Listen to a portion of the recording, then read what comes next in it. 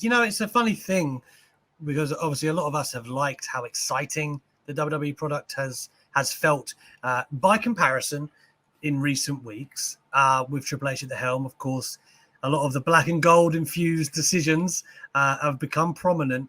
But from what I took from speaking to people like Rey Mysterio and AJ Styles, remember, these are top WWE guys. A lot of them think it's a grand departure from Vince McMahon, for better or worse, right? It's what they know.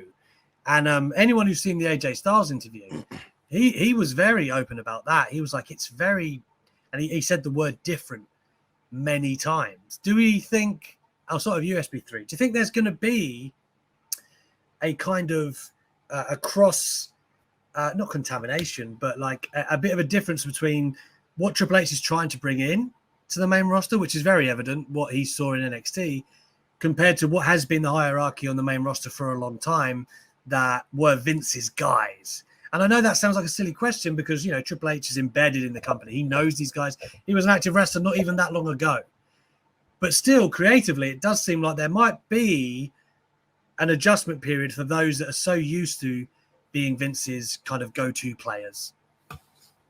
Yeah, I mean, we've been hearing like the reports of there's certain guys who are scared that they're going to kind of lose their spots because Triple H has a different type of focus and is looking for, a different type of superstar. He's not going to want the same guys. And I know when you say one of Vince's guys, people have a stigma about that. But case in point, one of Vince's guys was AJ Styles. When you really think about it, when AJ came to WWE, he proved himself to Vince and he became one of Vince's guys. So although he's not the prototypical guy in what people think about the perception of Vince McMahon, I would understand if he's thinking like it's a grand departure and it's going to be very different and he's going into uncharted waters because, he's kind of dealt with that in his career. He was in TNA when they had many different regimes. So it's not something that he's never been through in his career, but in his WWE career for the past 6 years,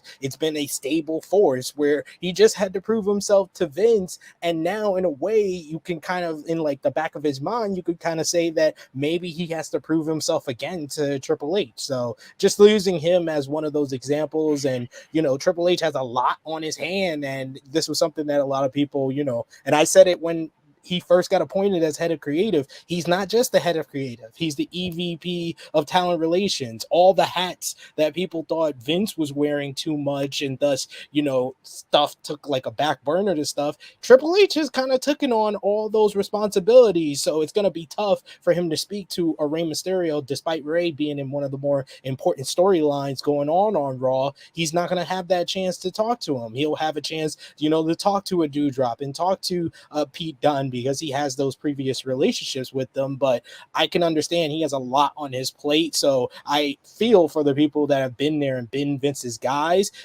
They have to kind of feel like they have to kind of prove themselves once again.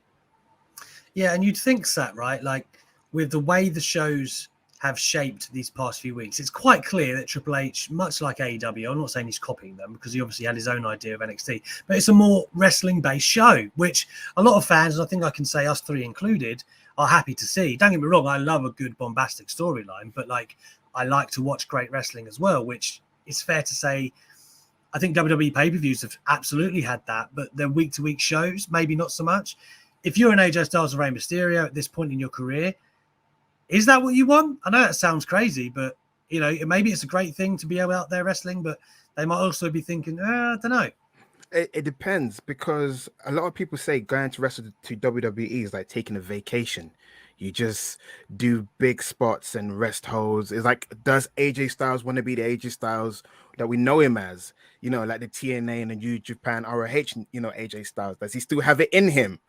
But as we've seen recently in the triple threat match that he had, that he can still produce great matches. I think guys like AJ and Rey Mysterio, they can cope with the change. They can adapt really well. I was going to ask a question. AJ Styles, was Triple H responsible for bringing him in? Yeah, well, he handled the negotiations.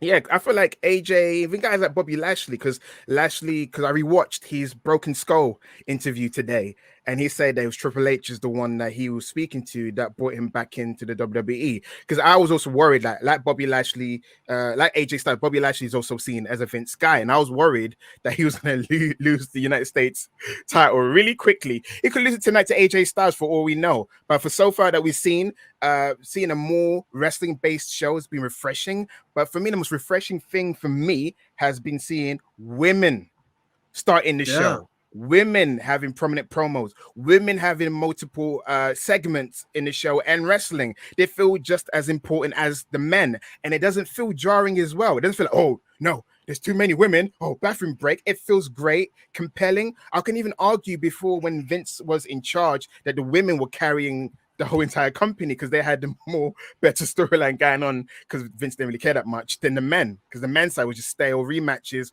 while they're trying to do storylines. Yes, there was less women wrestling. Yes, there's a 24/7 division, but I'm saying that right now it feels refreshing in terms of more wrestling and women being prominent. Well, I would argue as well that the women in the pandemic era, which I know is the much maligned era, but they were holding it down then. Bailey and Sasha with the Kabuki Warriors and all those iterations, like that was the best thing on the show by a mile, I felt, at that time. But the numbers have been good as well. Raw got their best number in months last week, and SmackDown did a strong, I want to say 2.2 on Friday, which in this day and age is decent. Anything north of 2 million, I think WWE are happy about, particularly Raw, because Raw had slid into those 1.617 region. So 2.2 for them was very good. SB3, what do you attribute the increase in numbers to? Well, to it was first the SummerSlam after Raw that did the 2.2. Last week did 1.9. I think it's the excitement. It's the excitement and the optimism that WWE has for the first time in many, many years. I think that's what it really comes down to. We're in the honeymoon period, and it's, I hate to do the comparison. It's similar to when AEW got CM Punk. There was a honeymoon period for a few weeks where they were getting over 1 million, and it wasn't like they were putting on, better storytelling or better matches. It was just that excitement because CM Punk was there. And it's not even really an excitement of Triple H being there. It's the fact that Vince is gone. I think people are more optimistic about watching WWE because Vince is gone. It's something that they haven't seen in 40 years, is someone at the head of the helm that isn't Vince McMahon on WWE television. And we're getting more wrestling, and that the numbers kind of benefit the fact that he's putting more of a focus on the professional wrestling part more than the sports entertainment. Like the matchup with Gunther and Shinsuke Nakamura was great on SmackDown this past week,